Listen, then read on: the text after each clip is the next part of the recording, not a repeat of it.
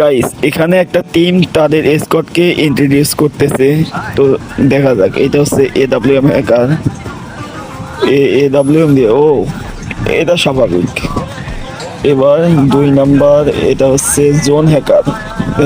ও এটা কি গাইস, ও যেখানে যেখানে যাইতেছে জোন ওর পিছে পিছে যাইতেছে, এটা নতুন কিছু দেখতে পেলাম।